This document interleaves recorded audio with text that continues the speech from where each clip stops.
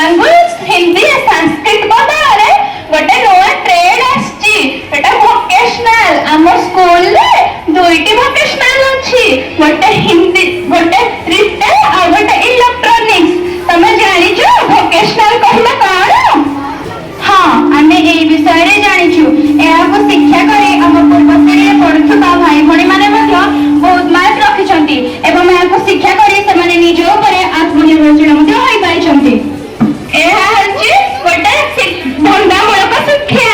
ଏହାକୁ ପଢିଲେ ତୁମେ ତମ ନିଜ ଗୋଡରେ ଠିଆ ହେଇ ଆତ୍ମନିର୍ଭରଶୀଳତା ହେଇପାରିବ, ନିଜ ପରିବାରର ଆର୍ଥିକ ସମସ୍ୟା ଦୂର କରିପାରିବ। ଏଥିରେ କେବଳ 30 ମାର୍କ ଥିଓରି ଆଉ 70 ମାର୍କ ପ୍ରାକ୍ଟିକାଲ। ଏହାକୁ ତମେ ଦିନେ ଗୋଟେ ସପ୍ତାହରେ ଦିନେ ପଢିକି ମଧ୍ୟ ବହୁତ ମାର୍କ ରଖିପାରିବ। ଏଥିରେ ପିଲା ପଢିକି ବହୁତ ମାର୍କ ରଖିଛନ୍ତି, ନିଜ ଗୋଡରେ ନିଜେ ଠିଆ ହେଇଛନ୍ତି। ଦିଦି, ଏଇ ସବଜେକ୍ଟଟା ମୁଁ ନେଇଥାନ୍ତି ଯେ ହେଲେ ମୋ ପରିବାର ଲୋକ ରାଜି ନାହାନ୍ତି। ହଉ ତାହେଲେ ତୁ ତ ପରିବାର ଲୋକଙ୍କ ସହିତ କଥା ହେଇ ମତେ କାଲି ଆସିକି ନାଁ ଦେବୁ। ଆସିଲୁ କିରେ ଧନ, ଚାଲ ଚାଲ ଖାଇବୁ ଚାଲ। ନା ଆଗକୁ ଆମ କଥା ଶୁଣିଥା, ତାପରେ ମୁଁ ଖାଇବି। କହ କଣ ଜାଣିଛ? ଆଜି ଆମ କ୍ଲାସକୁ ଜଣେ ଦିଦି ଆସିଥିଲେ। ସେ କହିଲେ ହିନ୍ଦୀ ସଂସ୍କୃତ ଯେପରି ଏକ ସବଜେକ୍ଟ ଅଛି, ଭୋକେଶନାଲ ମଧ୍ୟ ଏକ ସବଜେକ୍ଟ ଅଛି। ସେଇଟା ପୁଣି କଣ? ଆମେ ତ ସେ ବିଷୟରେ ଜାଣିନୁ। ସେଟା ପୁଣି କଣ? ଆମେ ତ ସେ ବିଷୟରେ ଜାଣିନୁ। ଆମେ ତ ହିନ୍ଦୀ ସଂସ୍କୃତ ଜାଣିଥିଲୁ, ସେଟା ପୁଣି କଣ?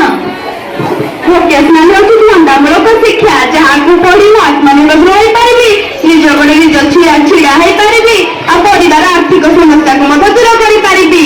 ବାପା, ତମେ କଣ ଚାହୁଁନ ଆମ ପରିବାରକୁ ଆର୍ଥିକ ସମସ୍ୟା ଦୂର କରିପାରେ ବୋଲି? ନା, ତୁ ଯା ଏଠୁ। ନା ନା, ମୁଁ ଭୋକେଶନାଲ ସବଜେକ୍ଟ ନେବି, ମୁଁ ଭୋକେଶନାଲ ସବଜେକ୍ଟ ନେବି, ନହେଲେ ମୁଁ ଖାଇବିନି। ଜାତୀୟ ଶିକ୍ଷା ସପ୍ତାହ ଅବସରରେ ଛାତ୍ରୀଙ୍କ ଦକ୍ଷତା ବିକାଶ କାର୍ଯ୍ୟକ୍ରମ। ଅନୁଗୁଳ ଜିଲ୍ଲା ଖିଲାରୀ ସ୍ଥିତ ସରକାରୀ ଉଚ୍ଚ ବିଦ୍ୟାଳୟରେ ଜାତୀୟ ଶିକ୍ଷା ସପ୍ତାହ ପାଳିତ ହୋଇଯାଇଛି। ଏହି ଅବସରରେ ଛାତ୍ରଛାତ୍ରୀଙ୍କ ଦକ୍ଷତା ବିକାଶ କାର୍ଯ୍ୟକ୍ରମ ଅନୁଷ୍ଠିତ ହୋଇଥିଲା।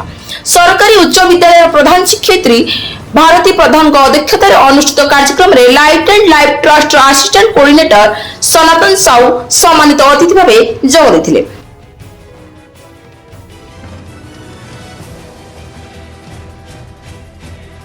ଦକ୍ଷତା ଓ ଡିଜିଟାଲ ମାଧ୍ୟମରେ ଶିକ୍ଷା ଉପରେ ସମ୍ମାନିତ ଅତିଥି ଶ୍ରୀ ସାହୁ ଆଲୋଚନା କରିଥିଲେ।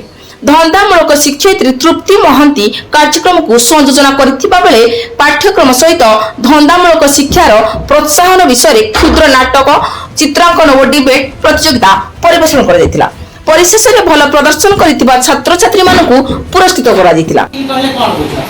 तो स्किल कहले कोन बुझो की कहि पारो दक्षता तार ओडिया हला दक्षता कि तो स्किल मीन्स हला तो ability to do something well especially because train practice जदि हम जे कोनसी तथ्य बा जे कोनसी ट्रेनिंग ऊपर जदि प्रैक्टिस करबा ताको हम कहि पारबा स्किल कि तमर एटा कोन व्हाई स्किल डेवलपमेंट तो फर्स्ट वाले देखो the charging demographic profile of the country with the 54 of the population under 25 years of age the right acquisition of our youth who seek the better job and a higher income that it means for the in the 25 years जति 25 वर्ष बयस मध्यरे जेति हमको opportunity रहिबा कथा जो skill development रहिबा कथा सेति मित्र हम कोन करे दरकार youth who the seek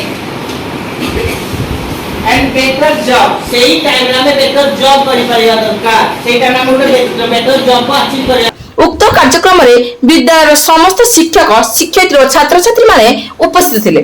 विद्यालयर धंदामूलक शिक्षयित्री तृप्ति महांती और शिक्षक राकेश प्रधान कार्यक्रम को परिचालना करथिबा बेले प्रधान शिक्षयित्री श्री प्रधान समस्त को धन्यवाद अर्पण करथिले। रिपोर्ट प्रेस न्यूज न्यूज को अपडेट पाई शेयर लाइक सब्सक्राइब करूँ। अधिक खबर पाई www.prayersourcenews.in सर्च करूँ। धन्यवाद।